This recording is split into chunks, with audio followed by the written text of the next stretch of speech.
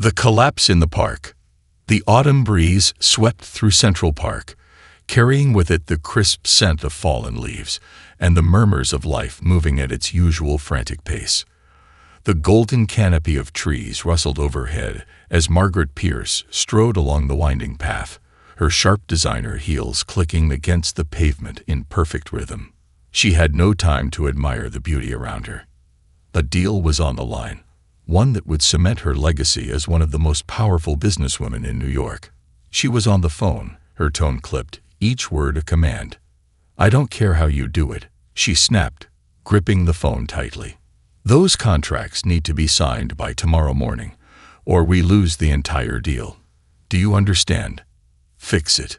Her assistant on the other end stammered something about delays, but Margaret had already stopped listening. Excuses meant nothing to her. Results were all that mattered. As she cut through the park, her mind whirred through the next set of calls she needed to make, the strategies she needed to deploy. But then, out of nowhere, something shifted. A strange, tight sensation gripped her chest. She faltered mid-step, her breath coming short and shallow. A sharp pain shot through her ribs, spreading like fire across her body. The world around her spun. Margaret's hand instinctively shot out, grasping for something, anything, to steady herself. But there was nothing. Her vision blurred, her legs buckled, and the sleek black briefcase she carried tumbled to the ground. She felt herself falling. Then, darkness. A distant voice pulled her back, faint at first, then urgent. "Hey, lady, hey, wake up." She wasn't sure how long she had been unconscious, but as she blinked up at the sky, now an overwhelming, dizzying blue, she realized she was lying on the pavement. The world felt both too loud and too distant at the same time. A face hovered above her. A boy, no older than 10, his wide brown eyes filled with concern. His face was streaked with dirt, his hoodie worn thin, and his sneakers scuffed beyond repair. "You okay?" he asked, leaning closer. "You weren't breathing at first. I think I did CPR on you. I saw it on TV once. Did it work?" Margaret struggled to process what he was saying. Her entire body felt weak, as though the life had been drained from her. She tried to sit up. The boy quickly reached out and steadied her by the arm. She instinctively recoiled, unaccustomed to strangers touching her. What happened?" she managed, her voice hoarse. "You just collapsed," the boy said, his brows furrowing. "You weren't moving. I thought you were, dead." Margaret's mind reeled. Dead? No, that was impossible. She was always in control of herself, her company, her entire world. She noticed people standing nearby, watching. None of them had come forward to help.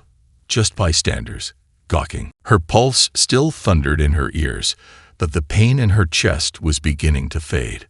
She reached a trembling hand toward her purse, fumbling for her phone, only to see it shattered on the pavement a few feet away. The boy followed her gaze and scooped up the broken device. "It's cracked bad," he muttered, handing it to her. Margaret barely heard him. Her hands shook as she took the phone, her grip unsteady. "I called 911, the boy added quickly. "I flagged someone down, and they said an ambulance is coming." Margaret exhaled sharply. "An ambulance," she repeated, shaking her head. No, that's not necessary." The last thing she needed was to be wheeled into a hospital, making headlines as the powerful CEO who collapsed in the park. She could already see the media vultures circling. She forced herself to take slow, deep breaths, trying to regain control. The boy watched her carefully, his expression skeptical. "You sure? 'Cause you looked really bad." Margaret turned to him, studying him for the first time. His clothes were too thin for the chilly air, and the backpack slung over his shoulder was frayed at the edges. His cheeks were slightly hollow, a telltale sign of someone who hadn't had a proper meal in a while. A street kid. She should have thanked him. That was what normal people did, wasn't it? Instead, Her survival instincts kicked in. She reached into her designer handbag with a practiced hand, pulling out a crisp $100 bill. She held it out to him. "For your help," she said, her voice regaining its usual detached coolness. The boy stared at the bill but didn't take it. Instead, he shook his head. Margaret frowned. "Take it." "I don't want your money," he said simply. That made her pause. Everyone wanted money. That was how the world worked. His reaction was so unexpected that it took her a moment to regain her composure. "Then, what do you want?" The boy hesitated. A shadow crossed his face, as if he were considering something far deeper than she could comprehend. Finally, he met her gaze and said something that made her breath catch in her throat. "I just want you to tell me the truth." Margaret felt an uneasy chill crawl up her spine. "The truth," she repeated. "About what?" The boy's expression darkened. "You'll know." Before she could press him further, the distant wail of sirens grew louder. The paramedics arrived, rushing toward her with urgency. One of them knelt beside her. "Ma'am, are you all right? Can you tell us what happened?" Margaret nodded, still dazed. "I'm fine. Just a dizzy spell." They began checking her vitals, speaking to her in calm, professional tones. But her eyes darted back to the boy. He was already stepping back, his small frame blending into the crowd. She wasn't sure why, but a sudden fear gripped her. "Wait!" But he was gone. As the paramedics helped her to her feet, she couldn't shake the feeling that something had just shifted in her world, something she wasn't prepared for. And for the first time in a very, very long time, Margaret Pierce was afraid. A truth long buried. Margaret Pierce was not a woman easily shaken. Yet, as she sat in the back seat of her black luxury sedan, the city lights streaking past her window, she found herself gripping the armrest a little too tightly. The boy's words haunted her. "I just want you to tell me the truth." "The truth about what?" She shook her head, exhaling sharply. This was ridiculous. Just some street kid playing mind games. She had no past worth digging into. At least, nothing that concerned him. Her assistant, Julie, was waiting for her when she arrived at the office. The woman took one look at her and frowned. "Are you okay, ma'am? You're pale." Margaret waved her off. "I'm fine." Julie hesitated, but years of working for Margaret had taught her when to push and when to step back. She handed over a folder. "The revised contracts. They need your approval before tomorrow morning." Margaret took them, but her mind was elsewhere. The boy, his face, his words, something in his eyes. She pushed the thought away and focused on her work. But that night, sleep didn't come easily. The next morning, after only a few hours of restless sleep, Margaret did something she hadn't done in decades. She made inquiries. The boy had said his name was Ethan. He had been alone, dirty, dressed in tattered clothes. A child like that didn't just disappear. Someone had to know him. It took only a few calls and a discreet inquiry through her private investigator to track down information about a boy fitting his description. A shelter in the Bronx. Margaret sat in her office, staring at the address that had been emailed to her. She could have ignored it. Should have ignored it. Instead, she found herself in her car, telling her driver, "Take me to this address." The shelter was a world away from the penthouses and skyscrapers Margaret was used to. A small rundown brick building with peeling paint and a tired-looking woman at the front desk. Ethan, the woman who introduced herself as Ms. Ramirez, frowned. "Yes, he's been here for about a year." "Why are you asking?" Margaret hesitated. Why was she here? "I had an encounter with him in the park," she said carefully. "He helped me." Ms. Ramirez studied her for a moment before nodding. "That sounds like Ethan. He's a good kid." She sighed. "His mother passed away last year. He's been bouncing between shelters ever since. Won't let himself be placed in a foster home. Says he's waiting for someone." Margaret felt something cold settle in her stomach. Waiting for who? Ms. Ramirez gave her a long look. "You." The world tilted. Margaret's pulse pounded in her ears. "I don't understand." Ms. Ramirez's expression softened. His mother. Her name was Lillian Pierce. Margaret stopped breathing. Lillian. The name hit her like a physical blow. It had been 20 years since she last saw her daughter. 20 years since that final, explosive fight that ended with Lillian walking out of her life forever. Margaret had never looked back. Not once. But now, standing in the shelter, staring at this woman who spoke her daughter's name as if it still mattered, Margaret felt the ground shift beneath her. I didn't know," she said, her voice barely above a whisper. Ms. Ramirez's gaze turned sharp. "Didn't you?" Margaret looked away. "Would you like to see him?" She should have said no. She should have walked away. But she didn't.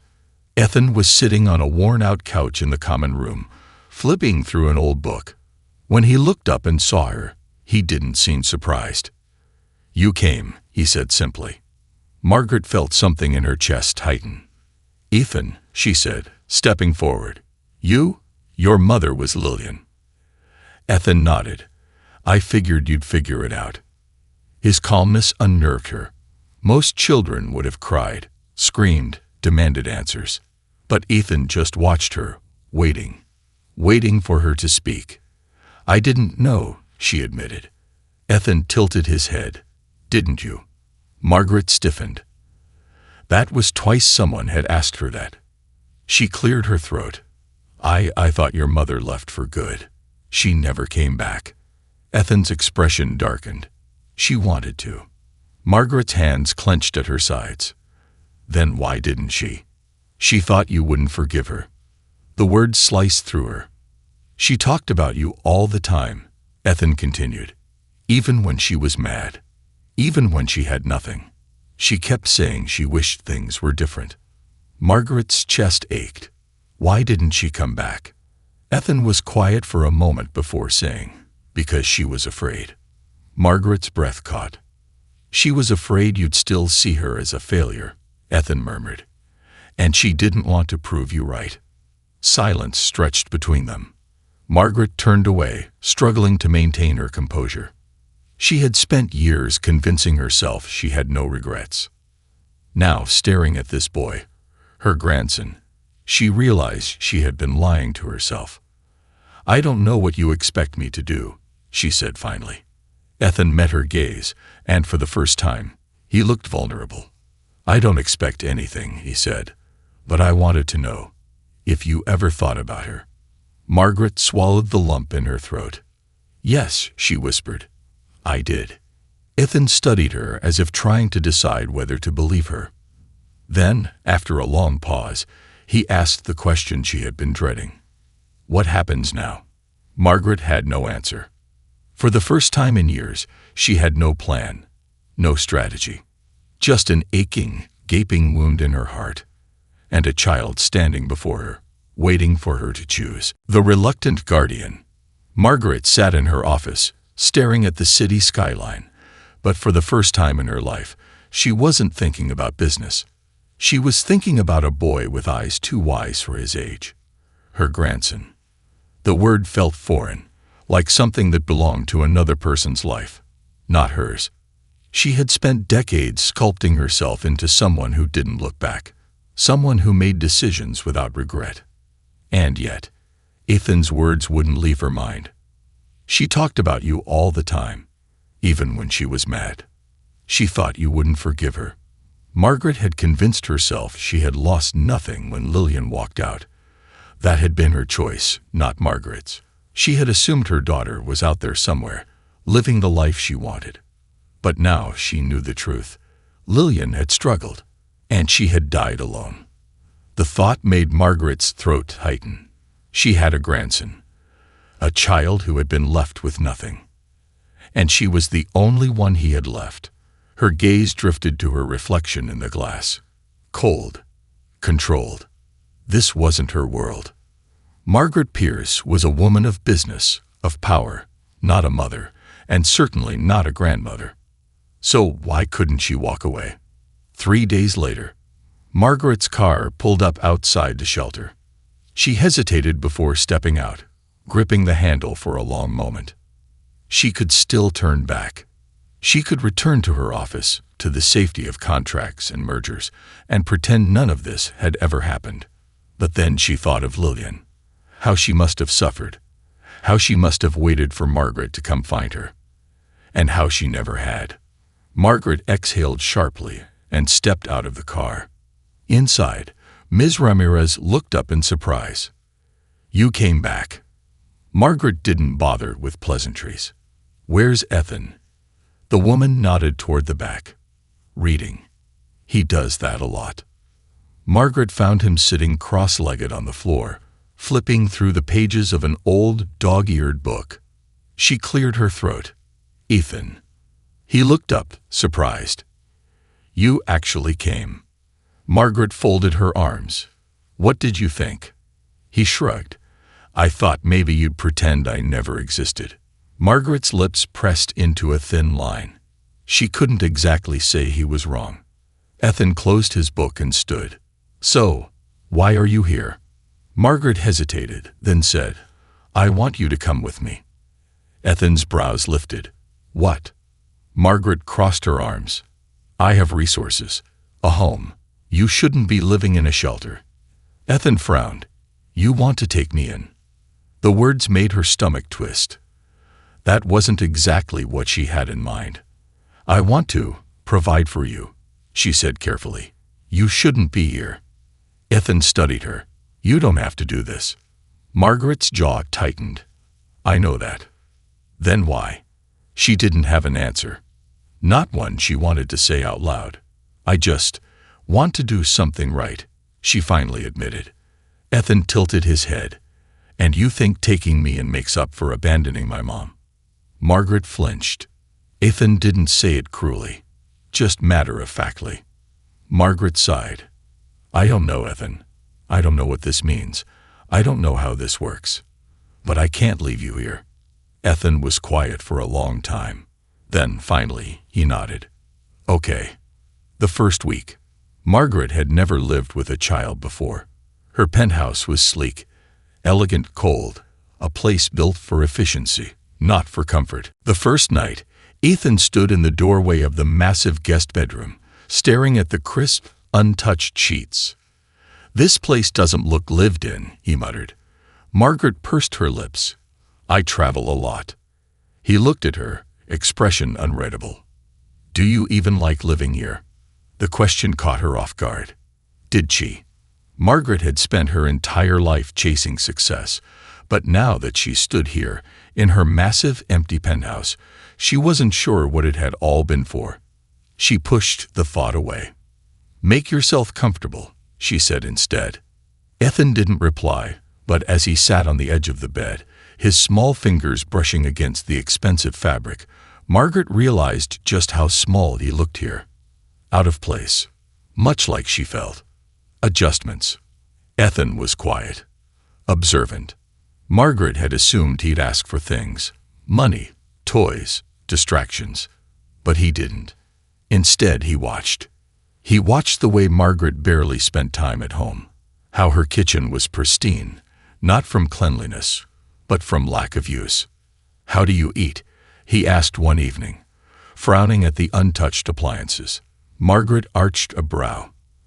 "I have a chef." Ethan scoffed. "Of course you do." That night, he made himself a peanut butter sandwich, while Margaret ordered a $200 meal from a 5-star restaurant. Neither of them enjoyed their food. One evening, Ethan wandered into Margaret's study, where she was reviewing contracts. He leaned against the doorframe. "What do you even do?" Margaret barely glanced up. "I run an investment firm." Ethan raised an eyebrow. "So, you move money around." "That's an oversimplification," she said dryly. Ethan smirked. "Sounds boring." Margaret sighed and set down her pen. "And what do you want to do when you grow up?" Ethan shrugged. "Dunno. Something that matters." Margaret narrowed her eyes. "And what I do doesn't matter." Ethan hesitated, then said, "Does it?" The question unsettled her. She had spent her entire life building an empire. Of course it mattered. didn't it? The breaking point. One week in, they had their first real fight. Margaret had spent the entire day in meetings, leaving Ethan alone in the penthouse. When she returned, he was sitting on the couch, arms crossed. "You didn't come back when you said you would." Margaret sighed, setting down her bag. Something came up. Ethan's jaw tightened. Something always comes up, doesn't it? Margaret pinched the bridge of her nose. "Ethan, I have responsibilities. So did my mom." Silence. Margaret's hands clenched at her sides. "That's not fair." Ethan shook his head. "She used to tell me about you, you know. About how strong and powerful you were. About how you never needed anyone." Margaret's heart pounded. "She wanted to be like you," Ethan whispered, "but she was scared of disappointing you." Margaret swallowed past the lump in her throat. "I don't know how to do this," she admitted.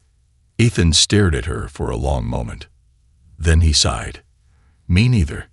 And somehow, that made it a little easier. For the first time in her life, Margaret Pierce, powerful, untouchable, feared, didn't have all the answers.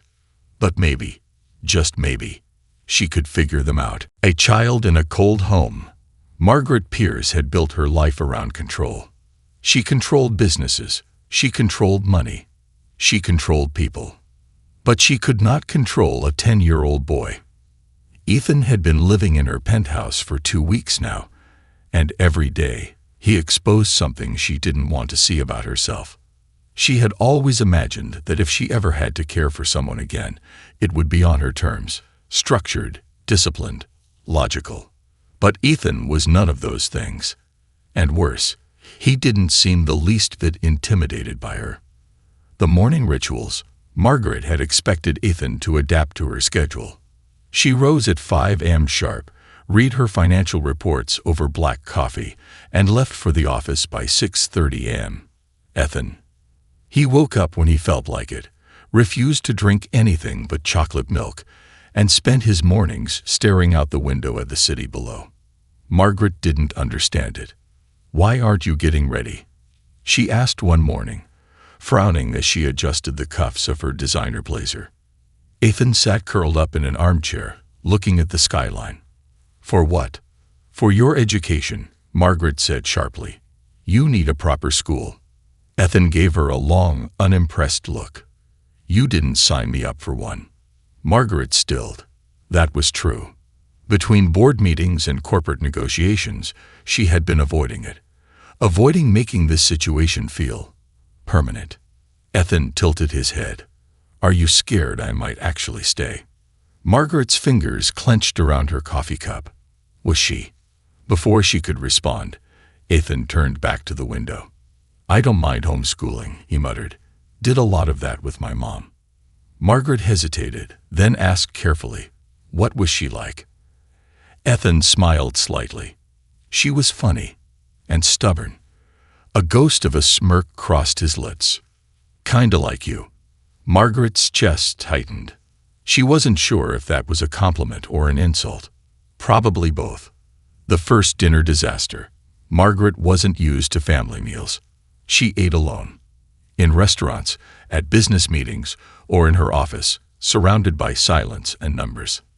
But one night, she decided to try something different. She ordered an elaborate meal from an exclusive chef. Steak, foie gras, a delicate saffron risotto. The food arrived in pristine packaging, served in elegant dishes. Ethan took one bite of the steak, chewed for exactly 3 seconds, then spat it out into his napkin. Margaret's eyes narrowed. Something wrong. Ethan grimaced. "It tastes weird." She frowned. "That's dry-aged Wagyu." Ethan made a face. "It tastes like old meat." Margaret exhaled through her nose. "It's expensive meat." Ethan pushed his plate away. "I'd rather have grilled cheese." Margaret pinched the bridge of her nose. "I'll have the chef make something else." Ethan shook his head. "I can make my own food." Margaret arched a brow. "You can cook." Ethan gave her a look that was far too mature for a 10-year-old. "When you live in shelters, you learn to take care of yourself." The words stabbed at Margaret more than she expected. She had spent her life in luxury, never needing to worry about food. But her grandson, her own flesh and blood, had spent his life wondering where his next meal would come from, and it was her fault. She didn't know how to fix it. So she let him make his grilled cheese, and much to her annoyance, it smelled better than her $500 meal. The art of messing with Margaret. Ethan had a talent for making Margaret uncomfortable. He asked questions no one had dared to ask her in years. One evening, as she sat on the couch reviewing stock reports, he plopped down beside her and stared. Margaret sighed, glancing at him. "What?" Ethan studied her. "You ever have fun?" Margaret blinked. "What kind of question is that?" He shrugged. "A good one." Margaret turned back to her reports. "I don't have time for fun." Ethan tilted his head. "You have time for money." Margaret's fingers tightened around the pages. He was always like this, cutting through her armor with innocent words that left deep wounds. She refused to engage. Ethan leaned back, folding his arms. "I bet you used to be fun." Margaret stilled. The past flashed before her, years ago, when Lillian was small, when there were Sunday morning pancakes and park visits and bedtime stories, when she was still a mother. A terrible mother. Margaret forced herself to focus on her reports. "I'll take that bet," she muttered, flipping the page. Ethan grinned. He had won. Again. The first real argument. Margaret had always been able to command respect. Her employees feared her. Her competitors resented her. But Ethan challenged her. It came to a head one afternoon when Margaret announced that she had enrolled him in an elite private school. "I don't want to go," Ethan said flatly. Margaret's brow twitched. "It's one of the best institutions in the country." Ethan crossed his arms. "I don't care." Margaret exhaled sharply. "Education is not optional." Ethan's eyes darkened. "Neither is family." Margaret froze. The room fell into silence. Ethan clenched his fists. "You didn't care about my mom. Now you're pretending to care about me." Margaret felt her stomach twist. "That's not." "She waited for you, you know," Ethan said, voice sharp. "She waited for years." Margaret's breath caught. Ethan's eyes glistened. "But you never came." His words felt like a knife to the chest. Margaret had spent decades convincing herself she had made the right choice, that Lillian had chosen her own path. But had she? Or had she been waiting for Margaret to come find her? Margaret's voice was barely a whisper. "I didn't know." Ethan's face crumpled. "You should have." He turned and stormed out of the room. Margaret stood there, gripping the back of the chair so tightly that her knuckles turned white. For the first time in 20 years, she felt ashamed. And for the first time in her life, she wasn't sure if she could fix this. The breaking point. Margaret had been in hundreds of high-stakes negotiations. She had closed multi-million-dollar deals with ruthless efficiency, outmaneuvered some of the most powerful figures in the financial world, and built an empire from nothing. But none of that had prepared her for a 10-year-old boy who refused to speak to her. It had been 3 days since their fight. 3 days of silence. Ethan barely acknowledged her presence. He ate meals in his room, avoided eye contact, and gave her nothing but short, clipped responses when absolutely necessary. Margaret was used to silence. She had spent years basking in the cold, quiet efficiency of her world. But this silence was different.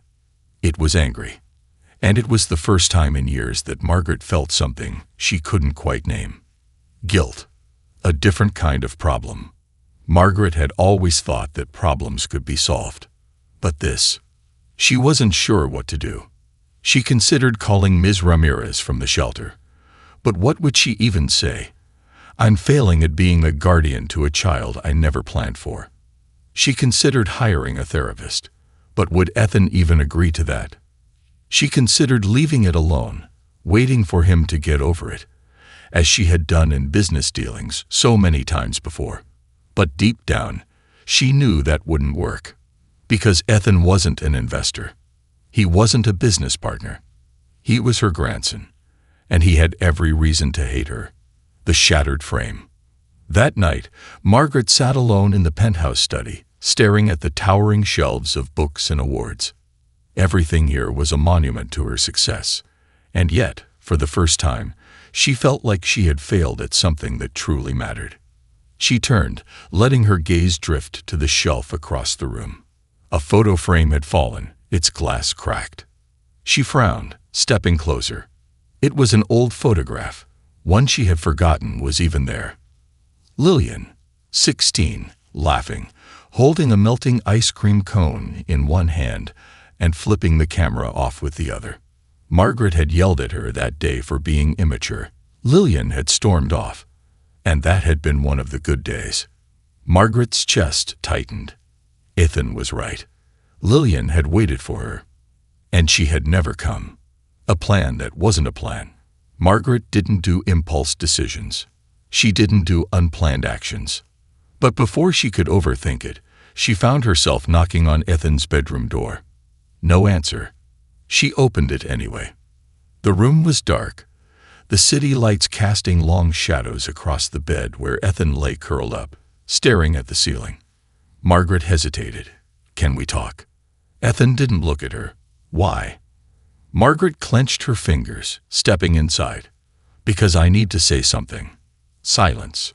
She took it as permission. Margaret sat in the chair near the bed. It felt foreign to sit like this, as if she were some kind of mother figure. She wasn't. She didn't know how to be. But she knew regret. "I didn't look for her," Margaret said quietly. Ethan's body stiffened. "I should have," she admitted. "But I didn't." Ethan turned his face into the pillow, his voice muffled. "Why?" Margaret swallowed hard. Because she had been proud. Because she had been angry. Because she had convinced herself that Lillian was the one who left, and that meant she had to be the one to come back. But Lillian had never come back. And now she never would. "I was wrong," Margaret whispered. Ethan didn't move, didn't speak. But the silence felt different this time. Not angry, just sad. The late-night outing. Margaret wasn't sure what possessed her to do what she did next. Maybe it was guilt. Maybe it was desperation. Or maybe, just maybe, it was something more. She pulled her coat off the chair. "Come on." Ethan finally turned his head, frowning. "What?" Margaret gestured toward the door. "We're going out."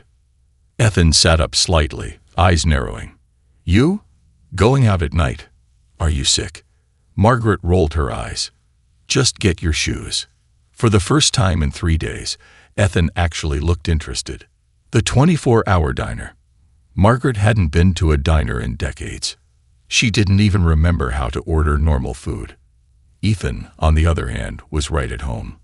He slid into the booth, grabbed a menu, and immediately started criticizing it. "This is way too expensive for pancakes," he muttered. Margaret raised an eyebrow. "You do realize I can afford pancakes, right?" Ethan smirked. "Yeah, but can you afford fun?" Margaret sighed, rubbing her temples. "Just order something." Ethan tapped his chin, looking way too pleased with himself. "I think I'll get the biggest stack of waffles they have." Margaret closed her menu. "Fine." A pause. Then Ethan glanced up. "You gonna order something?" Margaret blinked. "I don't know what to get." Ethan gave her a long look. "You seriously don't remember diner food?" Margaret opened her mouth, then closed it. No, she didn't. Ethan exhaled dramatically. "Okay, I'll order for you." Margaret narrowed her eyes. "That's not." 2 cheeseburgers, extra fries, and a vanilla milkshake, Ethan told the waitress. "Trust me." Margaret raised a brow. "Since when do you give orders?" Ethan smirked. "Since you started listening." The waitress chuckled. "You two are funny. Is this your grandson?" Margaret stiffened. But before she could respond, Ethan spoke first. "Yeah." Margaret's breath caught. Ethan said it so easily. Like it was natural. Like it was real. Margaret looked at him, really looked at him, and something inside her shifted. She had spent her life believing she was alone. But maybe she wasn't. Maybe she never had to be. The smallest step. Margaret didn't fix everything that night. She didn't suddenly know how to be a guardian or how to erase the past. But as Ethan devoured his waffles and teased her for not knowing how to drink a milkshake properly, Margaret realized something. She wanted to try. And for the first time in her life, that was enough. Redemption or regret. Margaret Pierce had always believed in results. Her world was one of contracts and deals, where numbers spoke louder than emotions and power meant never looking back. But sitting in a tiny diner at 11 p.m., watching Ethan swirl his last bite of waffle in a pool of syrup, she realized something unsettling. She didn't know if this was fixable. Could you undo 20 years of absence? Could you replace a mother's love with a grandmother's regret? She had spent a lifetime proving she didn't need anyone. But now, for the first time in years, she wondered if she had been wrong. The morning after, Margaret woke up feeling something unfamiliar. She wasn't sure if it was hope or fear. Maybe both. The smell of burnt toast filled the penthouse. She pulled on her silk robe and made her way to the kitchen, only to find Ethan standing on a chair, aggressively scraping blackened bread over the sink. Her pristine white marble countertops were covered in peanut butter and jelly. Margaret stared. Ethan turned, unfazed. "Morning." She arched a brow. "What is happening?" Ethan shrugged. "Thought I'd make breakfast." She gestured toward the disaster zone. "This doesn't look like breakfast." Ethan waved a hand. "Okay, so the toast kinda caught fire." Margaret sighed, pinching the bridge of her nose. "Ethan." He held up a plate. "But I did make you a PB&J." Margaret looked at the sandwich. 2 uneven slices of bread, way too much peanut butter, and a streak of jelly that looked more like a crime scene than a spread. She exhaled. Then, to Ethan's surprise, and her own, she took a bite. And for the first time in decades, Margaret Pierce had breakfast with family. The visit. A week later, Margaret did something she had been avoiding. She took Ethan to see Lillian's grave. The cemetery was quiet, the kind of place Margaret had never liked. She didn't believe in ghosts or signs. She believed in choices, and she had made the wrong one when it came to Lillian. Ethan knelt beside the headstone, tracing the letters of his mother's name with his fingers. Margaret stood behind him, stiff as ever. "She was alone," Ethan whispered. Margaret's heart twisted. "She shouldn't have been," he added. Margaret closed her eyes. "I know." Ethan glanced up. "Did you ever think about her?" Margaret flinched. The truth was ugly. "I told myself I didn't," she admitted. Ethan's brow furrowed. "Why?" Margaret swallowed hard. "Because if I thought about her, I would have had to admit I was wrong." Ethan blinked, surprised by her honesty. "I was angry," Margaret continued. "And pride is a terrible thing." Ethan looked back at the grave. "She wasn't perfect, you know." Margaret exhaled. "Neither was I." For a long time, they just stood there, silent. And for the first time, Margaret felt like she was saying goodbye to the version of herself that had let Lillian go. Margaret's first parenting failure, of many. 2 months later, Margaret found herself in the principal's office. For the first time in her life, Ethan sat next to her, arms crossed. The principal, a thin, stern-looking woman, cleared her throat. "Miss Pierce," Ethan got into a fight. Margaret raised a brow. "A fight?" Ethan shrugged. "It wasn't a fight. The principal narrowed her eyes. "He punched another student." Margaret turned to him. "You what?" Ethan sighed. "He was making fun of my mom." Margaret's irritation vanished. The principal continued. "While I understand his frustration, violence is not tolerated." Margaret nodded, but inside, she felt something unexpected. She wasn't angry at Ethan. She was angry that someone had insulted Lillian. She was angry that Ethan had to defend his mother alone. The principal folded her hands. Since this is his first incident, we'll let him off with a warning." Margaret nodded. Understood. As they walked out of the school, Margaret glanced at Ethan. "You okay?" she asked. Ethan frowned. "You're not mad." Margaret hesitated. "I should be." Ethan smirked. "But you're not." Margaret sighed. "You shouldn't hit people." Ethan shrugged. "Yeah, probably." A beat of silence. Then Margaret added, "But for the record, your mother was worth defending." Ethan smiled, and for the first time, Margaret realized she was becoming someone different. Someone who wasn't just a CEO. Someone who wasn't just alone. She was becoming a grandmother. The smallest of changes. Months passed. Margaret adjusted, slowly, awkwardly, imperfectly. She learned things, like how Ethan liked to keep the TV on, even when he wasn't watching. "It makes the place feel less empty," he had admitted once. Like how he hated sleeping in the dark. Like how he wasn't afraid of her, but he was afraid of being abandoned again. And in turn, he learned about her. Like how she couldn't cook to save her life. Like how she always kept a photo of Lillian in her desk drawer, even if she never looked at it. Like how, despite everything, she was trying. And for the first time in years, Margaret Pierce wasn't just living for herself. She was living for someone else too. The final question. One evening, as Ethan sat curled up on the couch, Margaret walked in with a folder. She set it down in front of him. Ethan frowned. "What's this?" Margaret's voice was uncharacteristically quiet. "Adoption papers." Ethan's eyes widened. Margaret exhaled. "I'm not asking for an answer tonight, but I want you to know that if you want, if you're ready." She hesitated. "I want you to stay." Ethan didn't say anything for a long time. Then, finally, he smiled. A small, fragile thing, but real. And Margaret realized that, for the first time in decades, she was exactly where she was meant to be. The end and the beginning. Margaret Pierce had spent a lifetime alone, but not anymore. She had a grandson, a home that was no longer just empty space, and a future that, for the first time, wasn't about power or money. It was about family. And for once, that was enough.